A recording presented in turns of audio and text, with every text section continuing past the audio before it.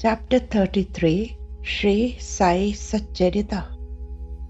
In this chapter, Dabholkar describes the various Leelas which describe the supernatural powers of Udi and of Baba's compassion. The main Leela in this chapter is the Jamner miracle. Here, Baba sends Udi and a copy of Madhav Rao Adkar's Aarti to Mainatai, who was having a very difficult labor. Then, as soon as the Udi was applied and taken orally, she delivered the baby without any trouble.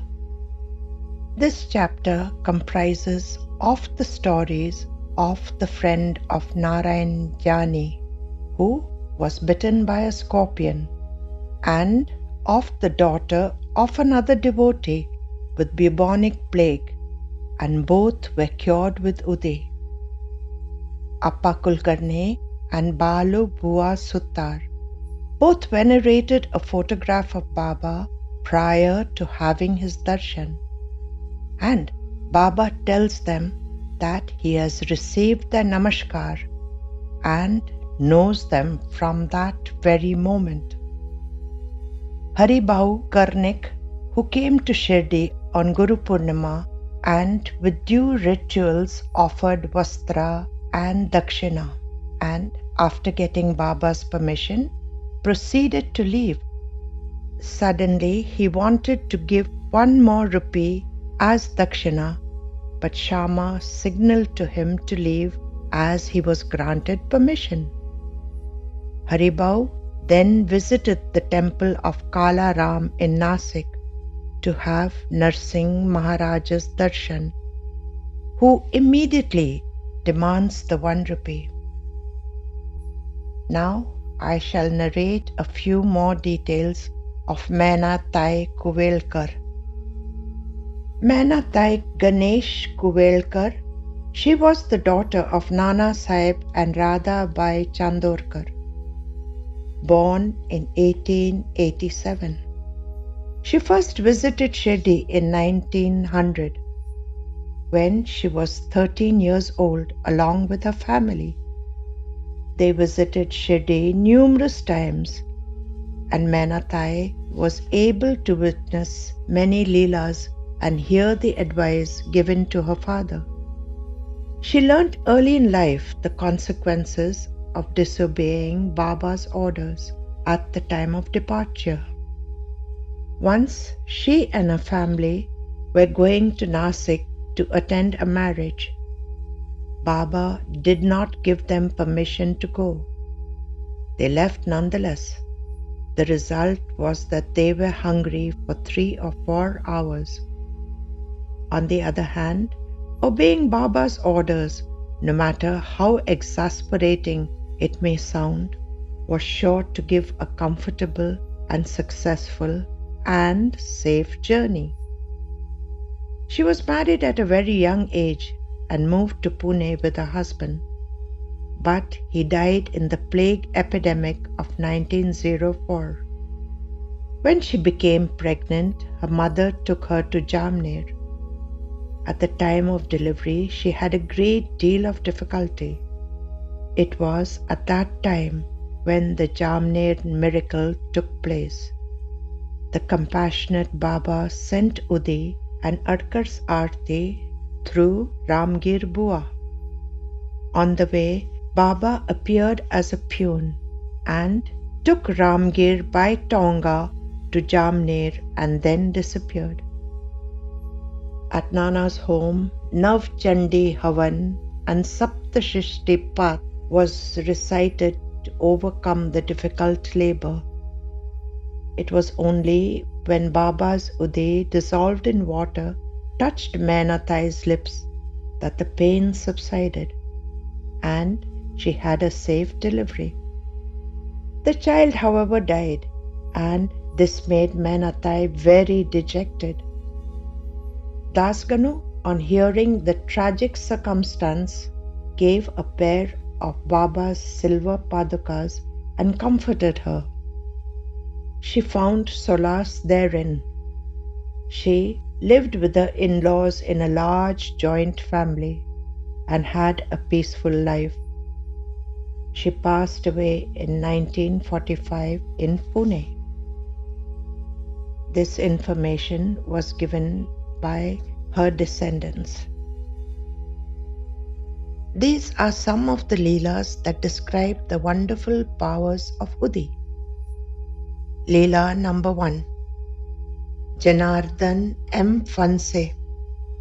His problem seemed to be insurmountable, as he earned very little and had to look after his mother. So, Janardhan Fanse, also known as Haribau Fanse, decided to give it all up. He informed his mother of his decision and decided to go to Rameshwaram. However, as Shirdi was on the way, he decided to go there and have Baba's darshan. He stepped into the Dwarka mine and was enchanted to see Baba. Baba told him to return home as his mother was fasting and pining for him, and she might die. However, Baba gave him some Udi at the time of his departure.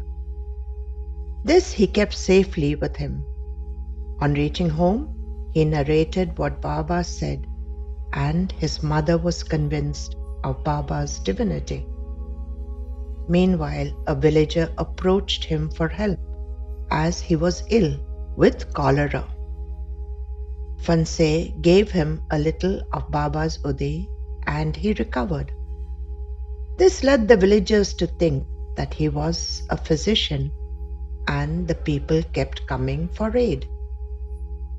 Soon the Udi was exhausted and he wondered what he would do next. But the epidemic also vanished. One day, he casually met a Marwadi who told him about his brother's plight. "My brother is seriously ill. He has tried doctor after doctor, but of no avail. Since you are a devotee of Baba, you must see him, for if your Sai Baba is really so divine, he will cure him through you." Haribau took one look at the patient and was horrified at his state. He quickly told the Marwadi that the fees were very, very high and quoted rupees 200, hoping that the Marwadi would refuse. The amount far exceeded the fees of the civil surgeon. But the Marwadi agreed, and he was in a real fix. He decided to slip away, but couldn't leave the village as it was nightfall. He had now been pushed into a dark corner. As was his usual practice, he made preparations for bhajan and prayer. To his utter surprise, the family, the patient himself, did all the work. Throughout the bhajan, the patient sat and looked at Baba's photograph with love and concentration. The Marwadi was so pleased that he said, "Whether the patient dies or survives, you alone will treat him." This put Haribau in a dilemma, and he did not know what to do. The compassionate Baba appeared in his dream and told him what the disease was and what was to be prescribed and how to administer it. Haribau did exactly that for the patient, and he recovered. The Marwadi gave the fees of rupees 200, but Haribau could not rightly accept it, saying, "It was my Guru's grace." The Marwadi was uneasy at this, so he bought a shawl worth 200 rupees and left it at his residence when he was out. Haribau returned only to find the gift there. He somehow wanted Baba to have it. But at that time, Baba had taken Mahasamadhi. With tears rolling down his cheeks, he prayed to Baba. That night, he had a dream, and Baba said, "There is a famine all around. So, Sell the shawl and out of the money buy rice. For the present sell it below cost price till the rice runs out. After that, sell the rice for a profit and you will be able to make a living. Haribau did just that and became prosperous and was able to look after his mother comfortably. This Leela was taken from Ambrosia in Shirdi, written by Ramalinga Swami. Leela number 2. The Power of Udi. Sri Mule was a famous advocate residing in Nasik. Both he and his wife were ardently devoted to Baba. Mule had performed numerous spiritual practices besides meditation and yoga. He also kept numerous fasts. Mule's fasts were very severe as he fasted for days, weeks, and sometimes months. He only drank milk and ate seasonal fruits for long periods of time. Nevertheless, he was very fit and active and had a bright aura around him. His face shone with extraordinary brightness. One day, a huge serpent entered his house while his wife was alone in the home. Mule had gone to court, and there was no other male in the house. Mrs. Mule saw the serpent and fervently prayed to Baba. The snake went into a corner of the room and sat there coiled up. With great courage, Mrs. Mule went to the prayer room and brought the box of Udi with her. Then she bowed to Baba and went near the corner where the snake sat coiled up and addressed him. O Nag Devta, this is Baba's Udi. I expect you to respect it. I am drawing a Lakshman Rekha and you ought not to cross it. Then she drew a long line with the Udi. Amazingly, the snake did not dare to cross the line of Udi. Then she went about calmly doing her chores. When her husband returned home from court, he called a mantrik and the snake was taken out of their home. The power of Udi cannot be described by words. By applying Udi to your forehead and taking it internally, it prevents the serpent of your ego from showing its fangs, and importantly, your Kundalini will awaken and open and listen to your Atma. This Leela was taken from the Sri Sai Leela magazine, volume 58, year 1978. Leela number 3. The magical healing powers of Udi Tirth. Right from childhood, Anuradha Adhikari, a resident of Aurangabad, was devoted to Baba. In fact, Baba was the only god she worshipped. Anuradha states, as luck would have it, when I reached a marriageable age, I got married to a Sai devotee. At that time, I did not know he and his family were ardently devoted to Baba. I was delighted when I stepped into my new home because I was greeted by a huge picture of Baba in the Dwarkamai pose that hung on the wall in front of me. I couldn't control my emotions and tears of joy filled my eyes. My mother-in-law escorted me into the house and asked me to prostrate in front of Baba. At that moment, I knew that everything would be fine, as Baba was already there to take care of me. About a year later, my husband was transferred to Kolhapur and Anuradha accompanied him. Then, the following year, Baba blessed her with a baby girl. For some reason, the christening ceremony was postponed. Anuradha states, "When my daughter Sandhya was around a month old, she had a ear infection. A foul-smelling whitish discharge came from both her ears. Sometimes the discharge was blood-tinged. She was checked by an ENT specialist who prescribed some ear drops. Religiously, I put the drops in Sandhya's ears and cleaned them gently. However, the serous discharge did not stop. One day, Anuradha's father-in-law came to visit them, and he suggested that Sandhya be checked by his dear friend, Dr. Deshpande.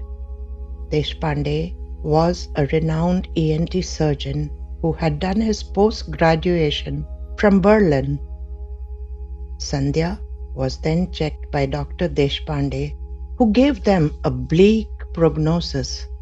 He said that both her eardrums were perforated and the chances of Sandhya suffering from severe hearing loss and even deafness was high. Anuradha was in total despair about her child's future. Upon returning home, she placed the bottle of eardrops in front of Baba's picture and fervently prayed to him, "Baba, if my daughter becomes deaf, then her entire life will be ruined. Please do not nip the flower in the bud, but allow it to bloom. From this very moment, I will stop putting eardrops and will put teeth in her ears. Please heal her ears. Her christening ceremony has not been performed yet. When her ears heal because of your teeth, I will christen her with a name that starts with the letter S, so she will never forget your grace her entire life." Then Anuradha took a little tirth, mixed it with some udai. After shaking it vigorously, she put 2 drops in each ear. Anuradha also started a fast for 3 days, praying to Baba to heal her ears. The next day, Anuradha was standing on the balcony of her apartment and looking at the street below, when she saw a fakir standing in front of her and calling out to her, "Mai, come down." Anuradha went down with some rice, which she put in the fakir's choli. The fakir accepted it and said, "Mai, you seem to be distressed. Don't worry, Sai Baba is there with you, and everything will be all right." Anuradha was perplexed, as it was unusual to find a fakir who spoke Hindi in Kolhapur. The fakir continued, "Mai, I have just returned from Rameshwaram and I am on my way to Shirdi. Won't you give me some dakshina?" Anuradha was impressed by his bright aura that surrounded him and his compassionate eyes. She went inside and brought 4 annas and handed it to him. The decision to stop the eardrops was entirely Anuradha's, and she did not tell anyone about it. Every day, she put 3 drops of Udi Tirth 3 times in a day in both her daughter's ears. A few days later, the ears healed and there was no more discharge. When she took Sandhya for a checkup, the doctor was astounded to see that her eardrums had completely healed without the least bit of scarring. It was then that Anuradha told her family what she had done. She said, "Baba is the father of Dhanvantari, the Lord of medicine. This is proof that Udi Tirth is a panacea for every illness. The only prerequisite is that one should have intense faith in him and his Udi and Tirth. Finally, as per her promise to Baba, she named her daughter Sandhya. This Leela was taken from Sai Prasad, Volume 33, Number 9, August 1979. Leela number 4. Udi cures all ailments. Often it is a problem that draws a person to Baba's feet, and that is precisely how the Dalwes started worshipping Baba. Suhasini Chandrasekhar Chaudhary, a devotee residing in Pune, says, "My elder brother Sudhir was born in 1954. It was an easy and normal delivery. As soon as he was born, the doctor noticed that his anterior fontanelle, that is, the soft spot, was exceptionally large, and it was covered with a thin membrane. The membrane was so thin that his brain could be seen through it. The doctor, along with my parents, were very concerned about it, and the doctor advised my parents to be cautious and vigilant and protect the area from any knocks and bumps.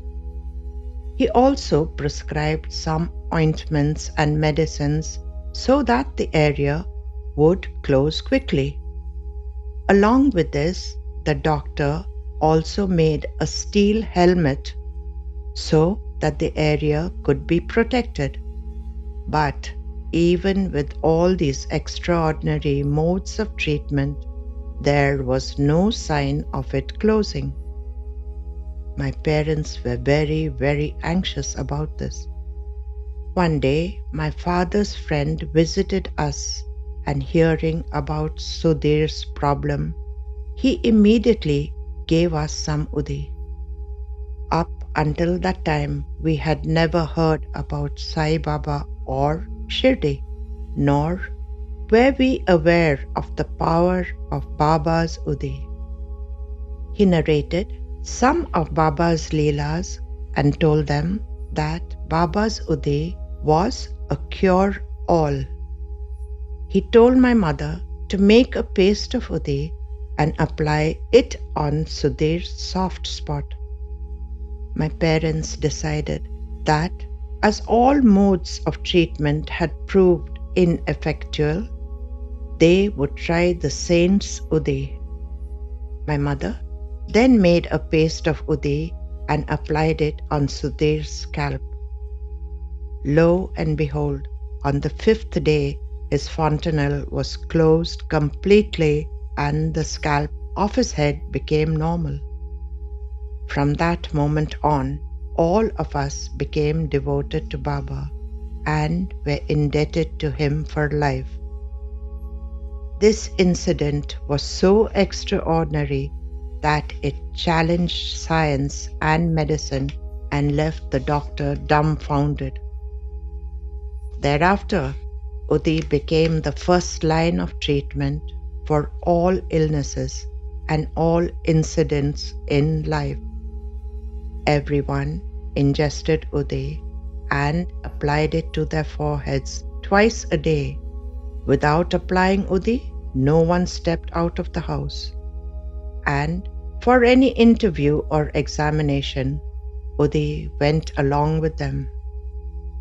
If children got scared, it was Udi to the rescue. In the case of bad dreams, apply Udi. Can't sleep? Use Udi.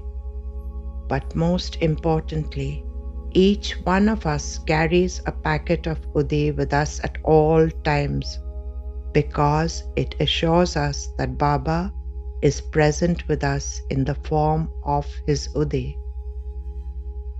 This Leela was taken from Sri Sai Sagar magazine, May-June issue, Volume 3, Number 3, Year 2012.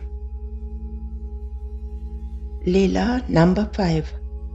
How Sita Devi Tarkad met Baba. After her marriage to Ramchandra A. Tarkad, Sita Devi had all the comforts that life could offer. But all this did not make her happy, as she had severe migraine. There were a slew of doctors on both sides of her family, and she was treated by all of them. But there was no relief. Soon she started having cluster headaches. The headaches became more and more frequent and intense. One day, her maid suggested that she should visit Pir Maulana Sahib, who was famous for treating and curing many chronic ailments. The Pir, however, could not help her, and he said, "I cannot help you, but my brother at Shirdi, Sai Baba, surely can. Go to him." Thus the Rinanabandik ties started unfolding. Again, Jyotindra came to her rescue. He asked the people at the Iranian restaurant about Shirdi. He gathered all the information that he possibly could. Now it remained for them to make the pilgrimage to Shirdi. This was a formidable task, as his father was a Prarthana Samajist who did not believe in idol worship, let alone going to sadhus and babas. Finally, he got permission, but there were other questions about the location of Shirdi and about their stay there. Jyotinder found all the necessary information as best as he could. On Friday evening, they made the life-transforming journey and reached Shirdi on Saturday in the morning. After having a bath, Sita Devi and Jyotindra went to Dwarkamai. Baba was sitting in his usual place facing Dunimai. Mrs. Tarkad bent and touched Baba's feet, and they looked at each other. Their eyes locked in an intense gaze, and Baba looked into her very soul. This was Drishti Pat. Baba said, "Ai, you have come. My brother at Bandra sent you to me. Isn't that so? Come, sit here. You have extreme pain in your head, right?" While he was thus speaking, Baba put the palm of his hand in a dish containing udi. Swiftly he took the udi-laden hand and hit Sitabai with a great deal of force on her forehead. Simultaneously, he held her head in his grip. While he did this, he said, "Ai, from now on until the end of your life, your head will never ever hurt again. Your sufferings have come to an end." All this time, Sitabai had not spoken a single word, but the tormenting pain left. The look of anguish and suffering also faded away, and her face had a blissful, calm look. Here, two things happened. First, Baba gave her this long, intense look, which was Drishtipat. The second thing that happened was that he hit her forehead and squeezed the pain out of her head. This was Shaktipat. Sita Devi turned to Jyotindra and asked him to touch Baba's feet. Baba had a great deal of respect for her. Although she was rather young, Baba called her Ai and meant it. Baba saw the total innocence of this gentle lady, as she knew no disgust or repulsion towards a mongrel or a mud-splattered pig, and fed both of them. This Leela is taken from the life experiences of the Tarkad family, written by Virendra Tarkad. The most wonderful ingredient here is Baba's Udi. That came forth from Duni Mai. The exact date that Baba lighted his Duni is not known, nor is it known whether he lighted it with his Yoga Agni or other means. However, it is known that Baba, during his earlier days in Shirdi, did not accept dakshina, but if anyone gave him a ditka, that is equivalent to 3 paisa, he bought firewood with it, and since then his Dunimai is perpetually burning and providing his devotees with Udi.